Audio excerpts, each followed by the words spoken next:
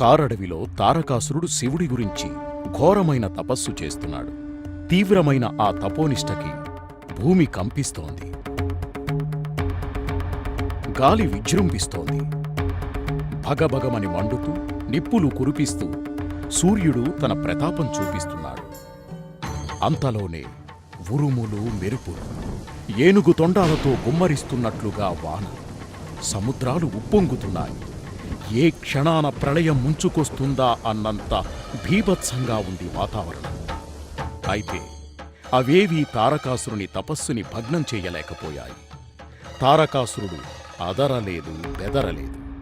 శివసాక్షాత్కారమే తన గమ్యం, లక్ష్యం అన్నంత ఏకాగ్రతతో ఘోరంగా తపస్సు చేస్తున్నాడు. రాక్షసుని తపస్సుకు మెచ్చి పరమేశ్వరుడు ప్రత్యక్షమయ్యాడు. ఆర్తిగా, ఆనందంగా, భక్తిగా 2 చేతులు జోడించి శంకరుడికి నమస్కరించాడు తారకాసురుడు భక్తితో. శంకర, శుభకర, ప్రళయ భయంకర, ప్రకటిత అభయంకర, పాహిమాం పాహిమాం. తారకాసుర, అచంచలమైన నీ భక్తి విశ్వాసాలు, అకుంఠిత దీక్ష, అనితర సాధ్యమైన మహోగ్ర తపస్సుకి మెచ్చి వచ్చాను. ఏం వరం కావాలో కోరుకోనాయన. ధన్యుణ్ణి పరమేశ్వర, ధన్యుణ్ణి. పెక్కు వరాలడిగి నిన్ను విసిగించాను. మృత్యువు లేకుండా ఒకే ఒక్క వరం ప్రసాదించు స్వామి. అది అసాధ్యం కుమారా. వేరే ఏదైనా వరం కోరుకో, తక్షణం ప్రసాదిస్తాను. వేరే వరం కోరేవాడినే అయితే నీ గురించెందుకు తపస్సు చేస్తాను మహేశ్వర. అసురుడి మాటలకు ఆశ్చర్యపడి, అదేం మాట, చిత్రంగా ఉంది. ఇందులో చిత్రమేముంది? నా పుట్టుక జరిగిపోయింది కాబట్టి బ్రహ్మతో నాకు పని లేదు. విష్ణువుని కూడా పోషించగల స్థితిమంతుణ్ణి కాబట్టి స్థితికారుడైన ఆయనతో కూడా నాకు పని లేదు. లయకారకుడివి నువ్వే కాబట్టి మృత్యువు లేకుండా వరం ప్రసాదిస్తావని నీ గురించి తపస్సు చేశాను. ఇప్పుడు నువ్వు కాదంటే ఎలా? అజ్ఞానం, మూర్ఖత్వం కలగలిసిన అసురుడి మాటలు విని శివుడు ఆశ్చర్యంగా చూస్తున్నాడు. అది నీ వల్ల కాదంటే నిరంతరం నువ్వు నా చెంత ఉండే వరమైనా అనుగ్రహించు. అప్పుడు మృత్యువు నా దగ్గరకు రావడానికి సాహసించదు. మహేశ్వర, మాటల్లో మాయావి విష్ణువునే మరపిస్తున్నావు. విలువైన కాలాన్ని, యవ్వనాన్ని వదిలి ఇంతకాలం నీ గురించి తపస్సు చేశాను. కోరిన వరం అనుగ్రహించకపోతే నీ ఉనికే ప్రశ్నార్థకం. భక్తుడు లేనిదే భగవంతుడు లేడు, అది గుర్తుంచుకో. బెదిరిస్తున్నట్టుగా చెప్పాడు. శివుడు నవ్వుతూ, నిజమే, ఎంత చక్కని సత్యం చెప్పావు తారకాసుర. నేను ఈ ప్రమాదాన్ని ఊహించలేదు సుమా. అందుకే నాకు బదులుగా నా ఆత్మలింగాన్ని ప్రసాదిస్తున్నాను. ఇది నీ వద్ద పదిలంగా ఉన్నంతవరకు మృత్యువు నీ దరి చేరదు అని ఆత్మలింగాన్ని ప్రసాదించాడు. తారకాసురుడిలో ఆనందం.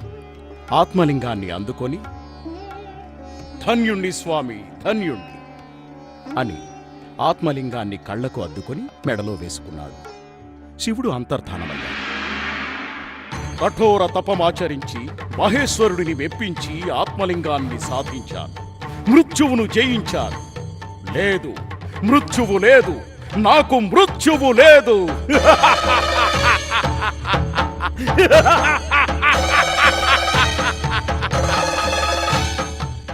అని వికటాట్టహాసం చేస్తూ వరగర్వంతో బయలుదేరాడు తారకాసురుడు.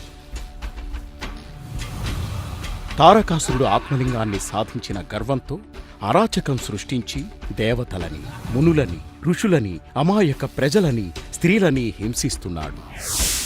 ఋషి ఆశ్రమాలను, మునివాటికలను, జనావాసాలను తగలబెట్టిస్తున్నాడు. యజ్ఞయాగాదులను నాశనం చేస్తున్నాడు. దేవేంద్రుడిని సింహాసనం మీద నుండి కిందికి లాగి పదవీ భ్రష్టుణ్ణి చేశాడు. దేవతలను తరిమి తరిమి కొట్టి పరుగులు తీయిస్తున్నాడు. అసురుడు చేస్తున్న అకృత్యాలు, అరాచకాలు భరించలేని దేవతలు, మునులు కైలాసంలో కొలువు తీరి ఉన్న శివుడి దగ్గరకు వెళ్లి తారకాసురుడి బారి నుండి రక్షించమని ప్రార్థిస్తూ పరమేశ్వర, తారకాసురుడి అరాచకాలు భరించలేకున్నాం. ఆ రాక్షసుడి అకృత్యాల నుండి మమ్మల్ని రక్షించు మహేశ్వర, రక్షించు అని ప్రార్థించారు. వరమిచ్చిన నేను ఆ అసురుణ్ణి వధించడం భావ్యం కాదు కదా అని సమాధానమిచ్చాడు శివుడు. మీరే కాదంటే ఆ రాక్షసుడి బారి నుండి మమ్మల్ని రక్షించేదెవరు మహేశ్వర? తరుణోపాయమైనా సూచించు తండ్రి. తారకాసురుడి సంహారం కుమారస్వామి వలనే సంభవం. అది త్వరలోనే జరుగుతుంది. సుబ్రహ్మణ్యుని అవతార వైశిష్ట్యమే అది. షణ్ముఖుడు మీకు సకల సుఖాలను ప్రసాదిస్తాడు అని అభయమిచ్చాడు. ధన్యులం స్వామి, ధన్యులం. ఓం నమః శివాయ, ఓం నమః శివాయ, ఓం నమః శివాయ. తన జన్మరహస్యం తెలిసిన కుమారస్వామి తారకాసుర సంహారానికై యుద్ధభూమికొచ్చాడు. పరమేశ్వరుడి వరప్రభావం వల్ల ముల్లోకాలను గడగడలాడిస్తున్న తారకాసురుని సంహారానికి పూనుకొని కుమారస్వామి యుద్ధరంగానికొచ్చాడు. అభివాదం చేస్తున్నట్టుగా శరాన్ని సంధించాడు. శరం తన పాదాలు తాకడంతో బాలుడు భయపడి పాదాభివందనం చేశాడని భ్రమపడిన తారకాసురుడు గర్వంతో విర్రవీగుతూ వికటాట్టహాసం చేస్తూ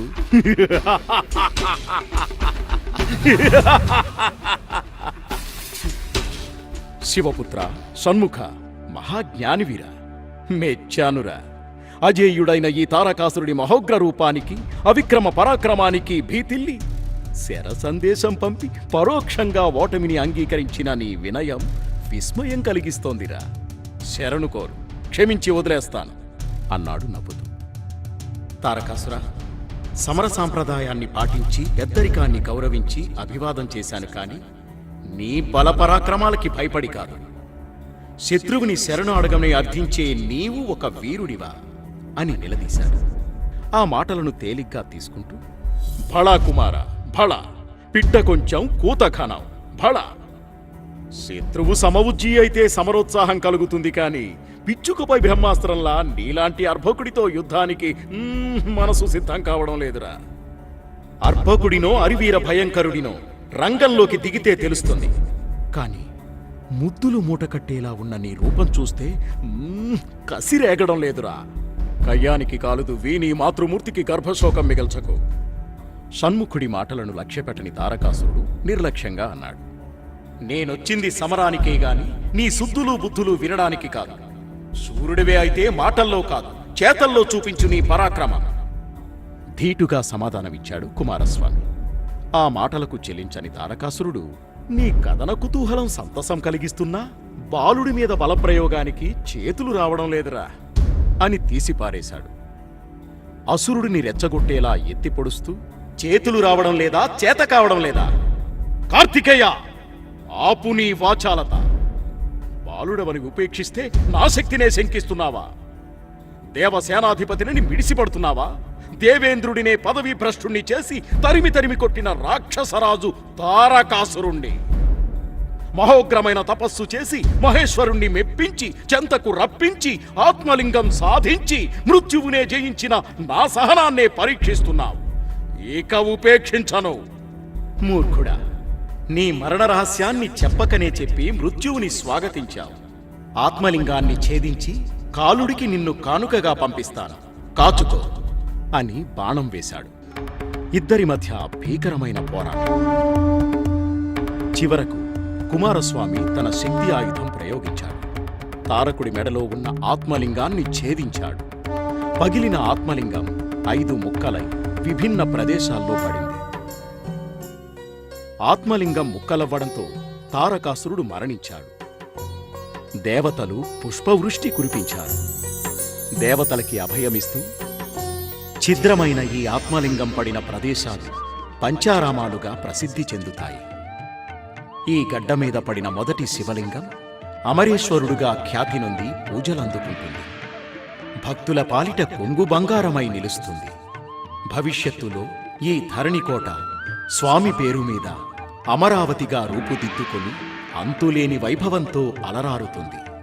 పవిత్రమైన ఈ అమరావతి నామం నిత్యమై, సత్యమై, శుభప్రదమై, జయప్రదమై, మంగళప్రదమై కలియుగంలో మహోన్నతమైన రాజధానిగా వెలుగొందుతుంది. ఈ గడ్డ మీద ప్రజలు సుఖ సంతోషాలతో వర్ధిల్లుతారు. శుభం భూయాత్. అమరావతికున్న పురాణ కథని చూసాం కదా, ఇప్పుడు ఆ నగరానికున్న చారిత్రక వివరాలు తెలుసుకుందాం. ఆవిడే గౌతమి బాలాశ్రీ. ఒక మహారాజు భార్యగా, ఒక మహారాజుకి తల్లిగా చరిత్రలో సుస్థిరమైన స్థానాన్ని దక్కించుకున్న అద్వితీయ మహిళ గౌతమి బాలాశ్రీ. గౌతమి బాలాశ్రీ కొడుకుకి గోరుముద్దలు తినిపించడంతో పాటు యుద్ధ విద్యలు నేర్పించింది. జోలపాటలతో పాటు విజయగాథలు వినిపించింది. వేదాలు, మంత్రాలు, యజ్ఞయాగాదుల మీద అవగాహన పెంచి ఆచరించేలా చేసింది. తాను స్వయంగా కొడుకుతో చదరంగమాడి అతనికి యుద్ధ వ్యూహాలు పరోక్షంగా నేర్పించింది. అలా తల్లిగా, గురువుగా, మార్గదర్శిగా కొడుకుకి దిశానిర్దేశం చేసి మాతృమూర్తులకు ఆదర్శంగా నిలిచింది. శత్రు భయంకరుడిగా కీర్తి గడించిన గౌతమీపుత్ర శాతకర్ణి యుద్ధానికి వెళ్తూ అమ్మ ఆశీస్సుల కోసం బాలాశ్రీ పూజామందిరంలోకి అడుగుపెట్టాడు. మాతృమూర్తికి శతకోటి వందనాలు. అభీష్ట సిద్ధిరస్తు. అమ్మా, రథ గజ తురగ పదాతి దళాలతో ప్రధానమంత్రి వర్యుల సూచనల మేరకు శత్రువుల ఊహకందని విధంగా రచించిన వ్యూహ ప్రతివ్యూహాలతో విజయలక్ష్మి వరిస్తుందన్న పరిపూర్ణమైన ఆత్మవిశ్వాసంతో యుద్ధానికి సమాయత్తమయ్యా. దైవజ్ఞులు, రాజగురువులు నిర్ణయించిన సుముహూర్తంలో సమరానికి సంసిద్ధులమై బయలుదేరుతున్నా. మీ దీవెనలు కోరి వచ్చాను. ఆశీర్వదించండి మాతా. సంతోషం కుమారా. రణరంగంలో నీ ప్రతి కదలిక పరమశివుడి ప్రళయకాల పద విన్యాసాన్ని తలపింపజేయాలి. శత్రువుల గుండెల్లో మరణ మృదంగాలు మోగించాలి. తుత్తునీలైపడిన శత్రువుల కుత్తుకల రుధిర ప్రవాహంతో పుడమి తల్లి పులకించిపోవాలి.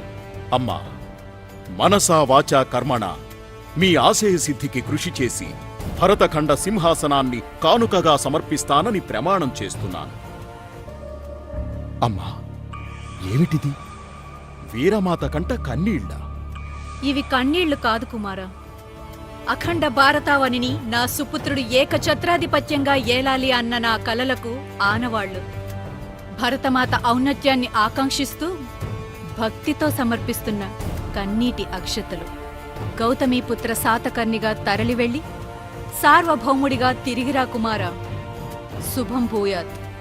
ధన్యుణ్ణి మాత. తల్లి ఆశీస్సులు తీసుకుని గౌతమీపుత్ర శాతకర్ణి భార్య వాసిష్ఠి సైన మందిరానికి వచ్చాడు. వాసిష్ఠి, విజయకాంక్షతో రగులుతున్న మా మనసుపై సరాగాల సరిగమలతో తొలకరిజల్లులు కురిపిస్తావని వస్తే వీణ పక్కన పెట్టి ఇలా మౌనరాగం ఆలపించడం భావ్యమా? ఈ అలకకి కారణం మా జాప్యమా, మీ విరహమా? శత్రువుల మధ్యలో వ్యూహాలు అలవోకగా పసిగట్టగలిగే ప్రభువులకి భార్య మనసులో ఏముందో తెలుసుకోవడం అసాధ్యమా? మరీ అంత నిష్ఠూరమా దేవి? నా ప్రేమనే శంకిస్తున్నావా? ఏది ఆ మాట నా కళ్ళలోకి సూటిగా చూసి చెప్పు. చూడలేను, ఆ కళ్ళల్లోకి చూడలేను. ఏమైంది దేవి? నిరంతరం ప్రేమామృతాన్ని కురిపించే మీ కళ్ళలో ఇప్పుడా ప్రేమ లేదు. మమతల వెన్నెల కురిసే కళ్ళలో ఆ చల్లదనం లేదు. యుద్ధోన్మాదంతో రగులుతున్న ఆ కళ్ళలో ప్రతీకార జ్వాలలు, యుద్ధాలు, ఆయుధాలు, రక్తపాతాలు, మానహోమాలు కనిపిస్తున్నాయి.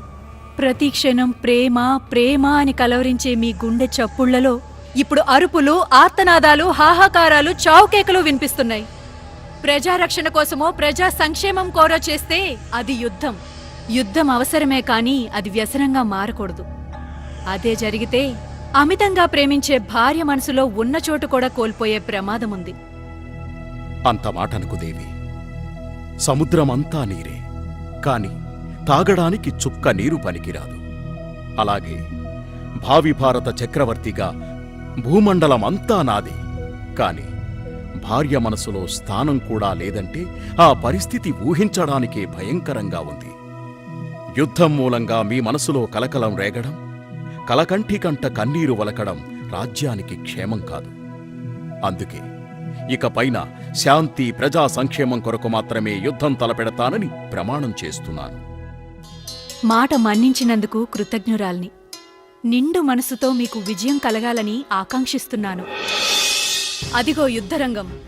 గౌతమీపుత్ర శాతకర్ణి, నహపానుడు, ఇరుసేనలు మోహరించి ఉన్నాయి. ఇరుపక్షాలు తమదే విజయం అన్న ఆత్మవిశ్వాసంతో పోరుకు సిద్ధపడుతున్నాయి. సమరబేరి చప్పుళ్లు మోగాయి. యుద్ధం ప్రారంభమైంది. హోరాహోరీగా సాగిన యుద్ధంలో విజయం శాతకర్ణిని వరించింది. విజయ దుందుబులు మోగాయి. రాజాధిరాజ రాజ పరమేశ్వర అరివీర భయంకర సత్యవచన దాన అసిక అస్మిక మూలక విదర్భ రాజ విజేత దక్షిణాపదేశ్వర జయ హో జయ హో. గౌతమీపుత్ర శాతకర్ణి తరువాత ఎంతో మంది రాజులు సింహాసనాన్ని అధిష్ఠించిన యుద్ధాలలో గాని, రాజ్య విస్తరణలో గాని, పాలనలో కాని చెరగని ముద్ర వేయలేకపోయారు. పతనమవుతున్న శాతవాహన కీర్తిని తిరిగి ఉచ్చదశలో నిలిపిన మరో గొప్ప మహారాజు యజ్ఞశ్రీ శాతకర్ణి. ఇతను కూడా త్రిసముద్రాధిపతే. త్రిసముద్రతోయ పీతవాహనుడే. యుద్ధాలలో ఎన్ని విజయాలు సాధించినా యజ్ఞశ్రీ మనసు మాత్రం ప్రశాంతత వైపు మళ్ళింది. అందులో భాగంగా రెండో బుద్ధుడిగా కీర్తించబడి నలంద విశ్వవిద్యాలయంలో ఆచార్యుడిగా స్థిరపడిన మహాపండితుడు, మన ఆంధ్రుడు అయిన ఆచార్య నాగార్జునుడిని ఉత్తరాది నుండి దక్షిణాపదానికి రప్పించిన ఘనత కూడా యజ్ఞశ్రీ శాతకర్ణిదే. గౌతమీపుత్ర శాతకర్ణి, యజ్ఞశ్రీ శాతకర్ణి ఇద్దరూ మహావీరులే. గౌతమీపుత్ర శాతకర్ణికి తల్లి యుద్ధ విద్యల్లో మార్గనిర్దేశం చేసి మహారాజుని చేస్తే, గురువు ఆచార్య నాగార్జునుడు యజ్ఞశ్రీ శాతకర్ణి మనసును యుద్ధం నుండి ప్రశాంతత వైపుకు మళ్లించాడు. ఎంత చిత్రమో కదా. ఇవన్నీ ఎలా ఉన్నా తల్లి గురువు ఇద్దరూ ఇద్దరే, ప్రాతస్మరణీయులే. అంతటి ప్రతిభగల తల్లిని గురువుగా పొందిన గౌతమీపుత్ర శాతకర్ణి, మన ఆంధ్రుడైన నాగార్జునుని గురువుగా పొందిన యజ్ఞశ్రీ శాతకర్ణి ఇద్దరి జన్మ ధన్యమే కదా.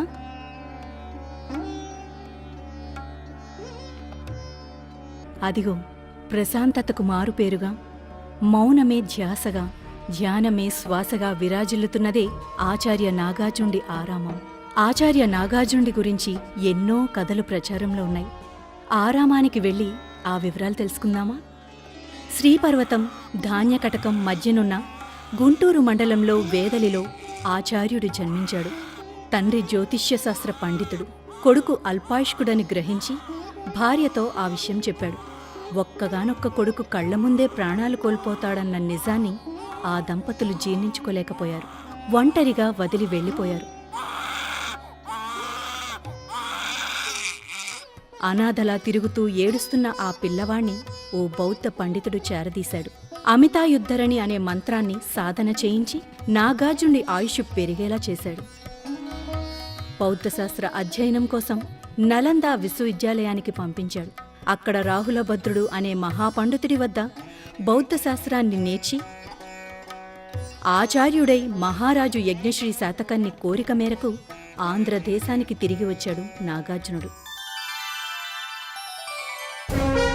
అదే సమయంలో యుద్ధాలలో విజయమందుకున్న యజ్ఞశ్రీ శాతకర్ణికి అహింస, ప్రశాంతత వైపు మనసు మళ్ళింది. ఆచార్య నాగార్జునుడి రాకతో, మైత్రీ బంధంతో అది మరింత బలపడింది. ఆచార్య నాగార్జునుడు సృహుల్లేఖ, రత్నావళి పేరుతో 2 ధార్మిక లేఖలు యజ్ఞశ్రీ శాతకర్ణికి రాశాడు. ఆ లేఖలు మహారాజు యజ్ఞశ్రీ శాతకర్ణిని ప్రభావితం చేసి బౌద్ధం వైపు మొగ్గేలా చేశాయి. అదిగో దీపకాంతిలో అగ్నిశిఖలా వెలుగుతూ గంటం పట్టి దీక్షగా రాస్తున్న మహానుభావుడే ఆచార్య నాగార్జునుడు.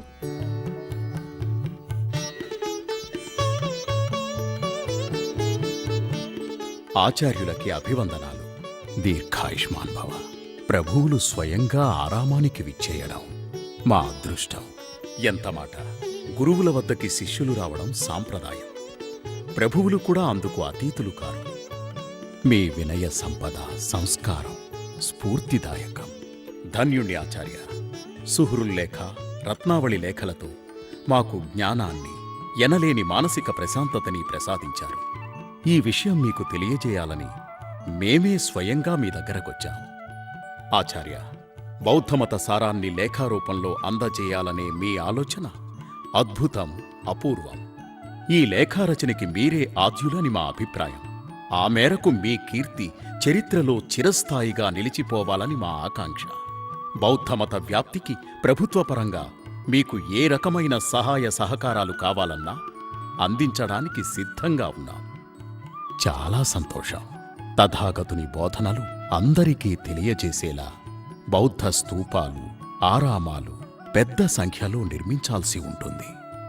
రాచరికాన్ని, అందమైన భార్యని, ముద్దులు మూటగట్టే బిడ్డని వదిలిపెట్టి తథాగతులు భిక్షువులుగా మారిన పరిస్థితులు, ఆ వెనక ఉన్న త్యాగం, బోధివృక్షం కింద జ్ఞానోదయమై బుద్ధులుగా మారిన వైనం, శాంతి, అహింస, దయ, జీవకారుణ్యం, సామాన్య జనానికి కూడా అర్థమయ్యేలా బోధించిన జాతక కథలు, నిర్యాణ పర్వం మొదలైన వారి జీవితగాథలు శిల్పాలుగా మలిస్తే భావితరాలకు స్ఫూర్తిగా నిలుస్తాయి. ఆ శిల్ప నిర్మాణానికి ప్రభువులు సహకరించాలి. ప్రశస్తమైన ఆలోచన. నిర్మాణానికి అనువైన స్థలం, నిధులు సమకూరుస్తాం. అందుకు సమర్థులైన మీ పర్యవేక్షణలో తక్షణమే పనులు ప్రారంభించమని మనవి. అవశ్యం ప్రభు. స్తూప నిర్మాణంతో పాటు బుద్ధదేవుడికి నిర్దిష్టమైన రూపం కూడా సిద్ధం చేయాల్సిన అవసరం కూడా ఉంది. చిత్రంగా ఉంది. ఇన్నేళ్లుగా బుద్ధ విగ్రహానికి సరైన రూపకల్పనే జరగలేదా? జరిగింది ప్రభు. కాని చిత్రమేమిటంటే, ఏ ప్రాంత శిల్పులు ఆ ప్రాంత ప్రజల రూపురేఖలను బుద్ధ విగ్రహంలో ప్రతిబింబించేలా నిక్షిప్తం చేస్తున్నారు. అందువల్ల విభిన్న రూపాల్లో బుద్ధ విగ్రహాలు రూపొందుతున్నాయి. బుద్ధునికి ఒక నిర్దుష్టమైన రూపం లేకుండా పోయింది. మరి ఈ సమస్యకి పరిష్కారం? ఎవరి బుద్ధుడు వారికి కాదు, అందరికీ ఒకే రూపంలో ఉన్న బుద్ధుడు కావాలి. 32 మహాపురుష లక్షణాలు బుద్ధుడిలో ఉన్నాయి. కరుణ కురిపించే విశాల నేత్రాలు, వదనంలో ప్రసన్నత, ఉనికిలో గాంభీర్యం, చూడగానే మనశ్శాంతి కలిగేలా సార్వజననీయమైన రూపంలో ఆజానుబాహుడుగా బుద్ధ విగ్రహానికి రూపకల్పన జరగాలి. అది మీ వల్లనే సాధ్యమని మా అభిప్రాయం. మీరే పూనుకోవాలి. తప్పకుండా నిండు మనస్సుతో మా బాధ్యత స్వీకరిస్తానని మాటిస్తున్నాను. మహాప్రసాదం. ఆచార్య, మరొక్క చిన్న సందేహం. సెలవివ్వండి. సుహృత్ అంటే స్నేహితుడు, సుహృల్లేఖ అంటే స్నేహితుడు రాసిన లేఖ. ఆచార్యులై ఉండి తమరు నాకు స్నేహితుడిలా లేఖలు రాయడం. ప్రభు, తమర్ని నా ప్రాణమిత్రులుగా భావించి ఆ లేఖలు రాశాను. ఎంత గొప్ప మాట సెలవిచ్చారో ఆచార్య. ఈ ఆనందం పట్టలేకపోతున్నాను. తమరి స్నేహానికి పాత్రుడిని కావడం నా పూర్వజన్మ సుకృతం. ధన్యోస్మి. రాజాధిరాజ, రాజ పరమేశ్వర, దాన వీర ధైర్య శౌర్యాభిజనిత యసితపూర, ధార్మిక చింతనాపర, వైదిక బౌద్ధ మతోద్ధారక, హృదయ సహృదయ దయామయ, శాతవాహన వంశోద్ధారక యజ్ఞశ్రీ శాతకర్ణి ప్రభువులు వేంచేస్తున్నారహో. జయ హో, జయ హో, జయీ భవ, దిగ్విజయీ భవ. మహామంత్రి, సభ ప్రారంభించండి.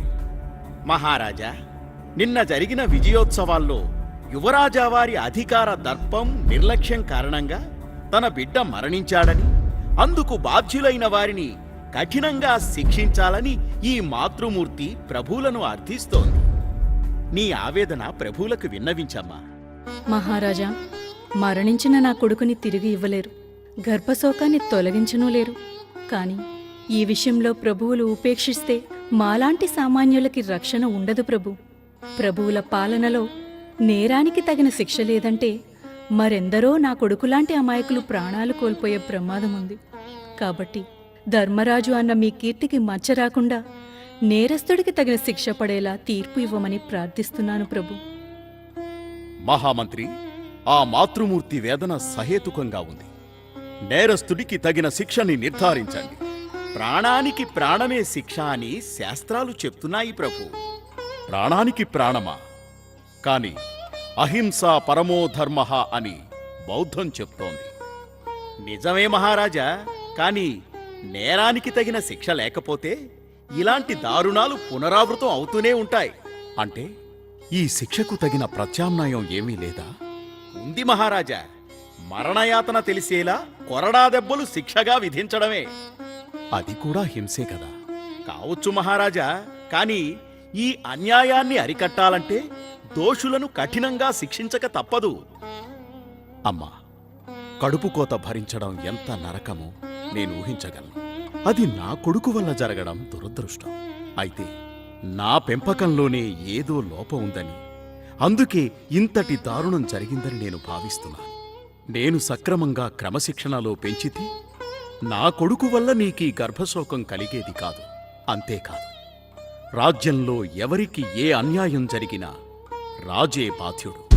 కాబట్టి ఆ శిక్ష మీ అందరి సమక్షంలో సభాముఖంగా నేనే అనుభవిస్తాను. మహామంత్రి, తక్షణమే శిక్షను అమలుపరచండి. ఆజ్ఞ ప్రభు.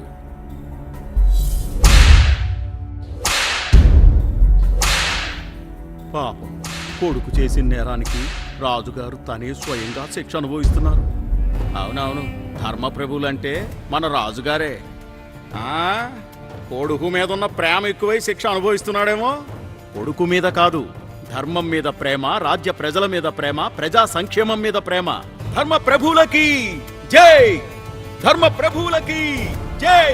ధర్మ ప్రభువులకి జై! మిత్రమా, ఆకుపసర్లు, లేపనాలు స్వయంగా నీ చేతులతో పూసి నాకు సేవ చేస్తున్నావు. ఆయుర్వేద మూలికలతో చికిత్స చేసి స్వస్థత చేకూరుస్తున్నావు. స్నేహానికి ప్రాణం పెట్టే నీ సాన్నిహిత్యం, ఆత్మీయమైన నీ చేతి స్పర్శ ఎంతో సాంత్వన కలిగిస్తున్నాయి. నువ్వు ఏమీ అనుకోనంటే మిత్రుడిగా ఒక మాట చెప్పాలనుంది. చెప్పు మిత్రమా. ఈ రాచరికపు బరువులు, యుద్ధాలు, పాలనా బాధ్యతలు భరించడం కన్నా ఈ సంతృప్తితో ఇలాగే నీ చెంతనే తనువు చాలించాలని ఉంది. ఆ అవకాశం నీకు లేదు. నీ మరణం నాతో ముడిపడి ఉంది. చిత్రంగా ఉంది. అదేమిటి మిత్రమా? నాకు ఇచ్ఛామరణ శక్తి ఉంది. అంటే నేను ఎప్పుడు కావాలంటే అప్పుడు తనువు చాలించవచ్చు. మన మైత్రీ ఒప్పందంలో భాగంగా అది నీకు కూడా వర్తిస్తుంది. కాబట్టి మనిద్దరిలో ఏ ఒక్కరూ ముందుగా మరణించరు. నేనున్నంతకాలం నువ్వు ఉంటావు, నువ్వున్నంతకాలం నేను ఉంటాను. కాలం చేయాల్సి వస్తే ఇద్దరం ఒకేసారి. అంతవరకు నీకు మరణం లేదు, రాదు. అపాత్రదానమేమో కాదు, సపాత్రదానమే. నిజం చెప్పాలంటే ఇది స్నేహపాత్రదానం. ఏది ఏమైనా మన స్నేహబంధానికి ఇది పరాకాష్ట.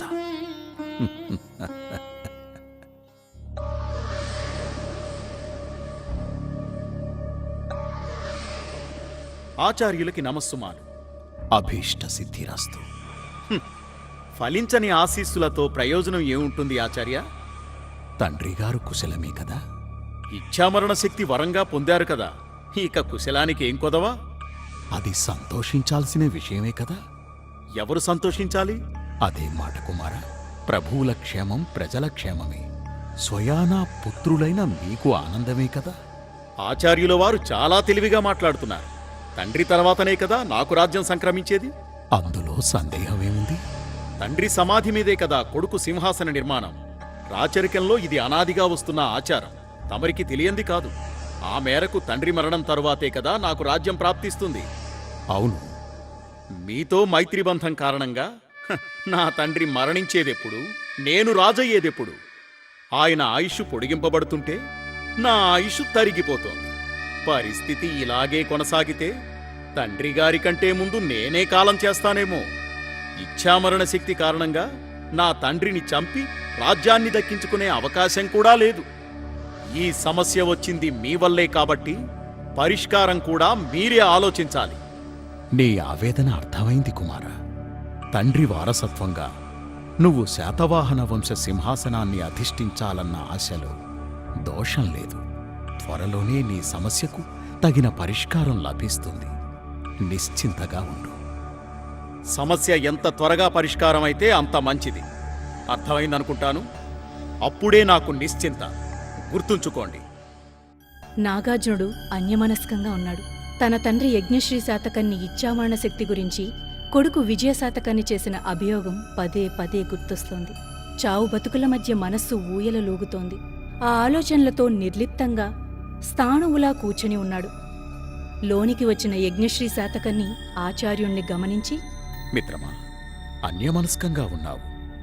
కారణం తెలుసుకోవచ్చా? ఎలా చెప్పాలో అర్థం కావడం లేదు మిత్రమా. త్వమేవాహం, నేనే నువ్వు, నువ్వే నేను. పర్వాలేదు మిత్రమా, ధైర్యంగా చెప్పు. తండ్రి మరణానికి తనయుడి ఎదురుచూపు చిత్రంగా ఉంది కదూ. అనుబంధాలు, ఆత్మీయతలు కూడా అధికారం ముందు తలదించాల్సిందే అన్నదానికి నా కొడుకే చక్కటి నిదర్శనం. రాచరికంలో ఇది సహజమే కదా మిత్రమా.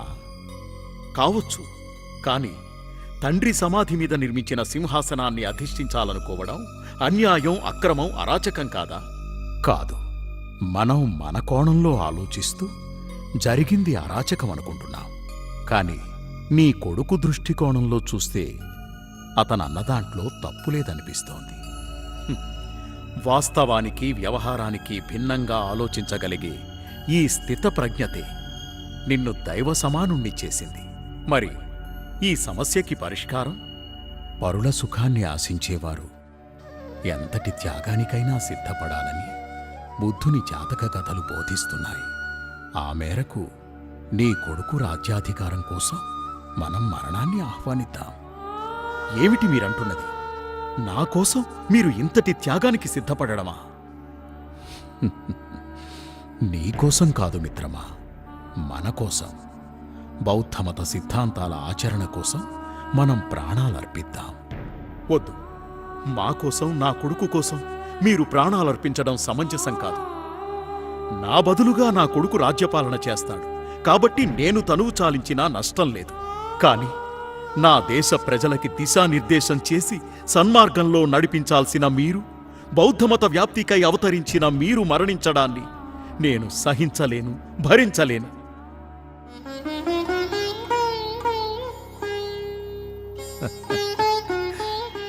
ఇది కేవలం నా మరణం కాదు మిత్రమా, మన మరణమని మరొక్కసారి గుర్తు చేస్తున్నాను. ఒక్క మాట, శాంతి, అహింస, పరోపకారం అని ప్రజలకు మనం చేసే బోధలు కేవలం బోధలుగా మిగిలిపోకూడదు. అవి ఆచరణయోగ్యం కావాలంటే మనం ప్రాణత్యాగం చేయాల్సిందే, తప్పదు. మిత్రమా, నీ మాట కాదని నేనేం మాట్లాడగలను? నీ మాటలు నాకు శిరోధార్యం. నాకు ఈ ప్రాణం మీద మమకారం లేదు. ఇంతకాలం ఒకే తనువు, ఆత్మలా ఉన్నాం. మంచి చెడు విశ్లేషించుకుంటూ ఆప్తమిత్రులమై కలిసి ప్రయాణం సాగించాం. ఇప్పుడు స్నేహానికి నిర్వచనంలా, మన చెలిమి నిలిచిపోయేలా ఇద్దరం కలిసే మరణిద్దాం. నేను అదే అంటున్నాను. అంతకన్నా ఆనందమేముంటుంది మిత్రమా? చావులోనూ బ్రతుకులోనూ స్నేహం స్నేహమే. అలా చేతిలో చెయ్యి వేసుకుని స్నేహితులిద్దరూ ఒకేసారి తనువు చాలించారు.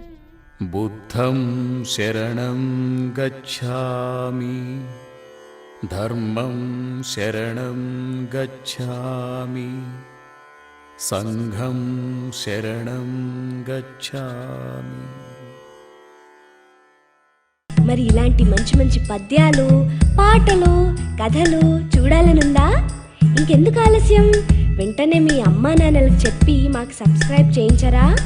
ఈలోగా మేము మీకోసం బోలెడు వీడియోలను తయారు చేసే ప్రయత్నంలో ఉంటాం. అంతవరకు సెలవా మరి. టాటా.